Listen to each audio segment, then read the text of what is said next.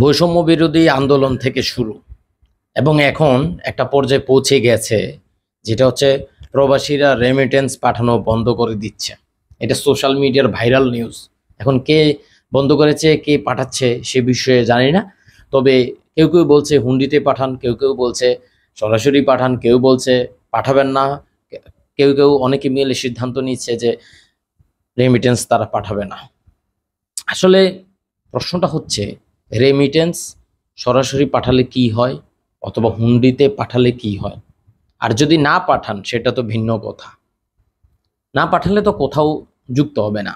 এখন যদি আপনি সরাসরি পাঠান, সরকারের বা বিভিন্ন ব্যাংক সরকারি মাধ্যমে যদি আপনি পাঠান, তাহলে আপনারা তো রেমিটেন্সের যদি কিছু পার্সেন্টেজ আপনারা পাচ্ছেন, খুব সম্ভবত লাখে 4,000 কি 2,000, আমি শিওর জানি না, বাট খুব সম্ভবত 4,000 বা 2,000। যাই হোক, এখন আপনি যদি ব্যাংকের মাধ্যমে পাঠান, সরাসরি এটা সরকারের খাতে যোগ হবে, সরকার সেখান থেকে খরচ করতে পারবে বৈদেশিক যে কোনো কিছু কেনার ক্ষেত্রে।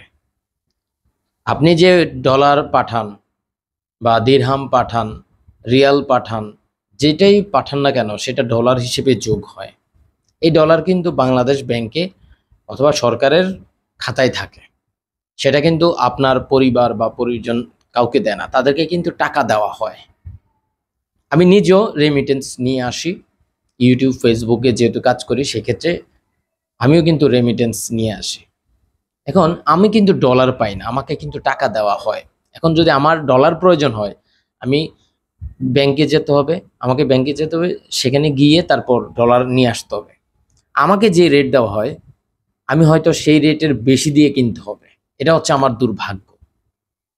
যাই হোক, রেমিটেন্স যদি আপনারা হুন্ডিতে পাঠান তাহলে কি হবে? হুন্ডির সিস্টেমটা হচ্ছে, ধরেন একজন সৌদি আরব থেকে টাকা পাঠাবে, সৌদি আরবে একজন এজেন্ট থাকে এবং তাদের বাংলাদেশে একজন এজেন্ট থাকে। যিনি হুন্ডিতে টাকা পাঠাবেন তিনি সৌদি আরবের এজেন্টের কাছে 100 রিয়াল দিয়ে দিবে। 100 রিয়াল সমপরিমাণ টাকা বাংলাদেশি এজেন্ট যিনি দিয়েছেন, যিনি টাকা অর্থাৎ রিয়াল পাঠাবেন, তার পরিবারের কাছে পৌঁছে দেয়।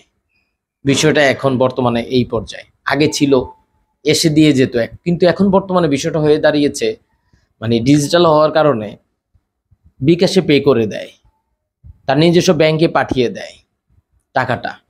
বাংলাদেশ থেকে কিন্তু ট্রান্সফার হয়, এটা ওখান থেকে ট্রান্সফার হয় না।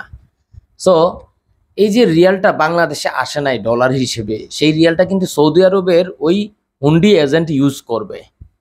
তার মানে এক ধরনের, এই যে বাংলাদেশে তার কালো টাকা ছিল, অবশ্যই কালো টাকা ছিল, কালো টাকাটা সাদা করে ফেলছে। মানে কালো টাকাটা বাংলাদেশে খরচ হচ্ছে এবং সেইটা মানে সরকারের কোনো মাধ্যম ছাড়া, কোনো ট্যাক্স ছাড়া, কোনো কিছুই ছাড়া সেটা চলে গেছে সৌদি আরবে। একইভাবে সেটা ইউএসএ, ইউকে সব বিভিন্ন জায়গায় চলে যাচ্ছে। এটা হচ্ছে হুন্ডির মাধ্যমে।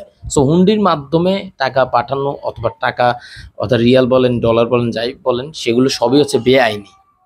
এখন প্রবাসীরা কি করছে? হুন্ডিতে পাঠাচ্ছে, সরকারের মাধ্যমে পাঠাচ্ছে, কেউ বলছে পাঠাবে না। সো এই বিষয়টা সোশ্যাল মিডিয়ায় বর্তমানে খুবই ভাইরাল। সো যার যার সিদ্ধান্ত তার তার, এখানে আমার কোনো সিদ্ধান্ত আপনাদেরকে বলবো না। অর্থাৎ হুন্ডি এবং হুন্ডিতে পাঠালে কি হয় আর সরকারি মাধ্যমে পাঠালে কি হয় সেটাই আপনাদেরকে জানালাম। এই বিষয়টা অনেকেই জানেন না, অনেকেই কনফিউজড যে আসলে কি হচ্ছে, কেন বন্ধ করা হচ্ছে, কেন কি হচ্ছে, কেন সরকারের মাধ্যমে পাঠানো উচিত। এই মুহূর্তে বাংলাদেশ সরকার হয়তো অনেক ডলার লস হচ্ছে, সেই ডলার যোগান দিচ্ছিল এতদিন ধরে রেমিটেন্স যোদ্ধারা। সো এই বিষয়গুলা অনেকের মাঝে কনফিউশন আছে। সো ধন্যবাদ, ভালো থাকবেন।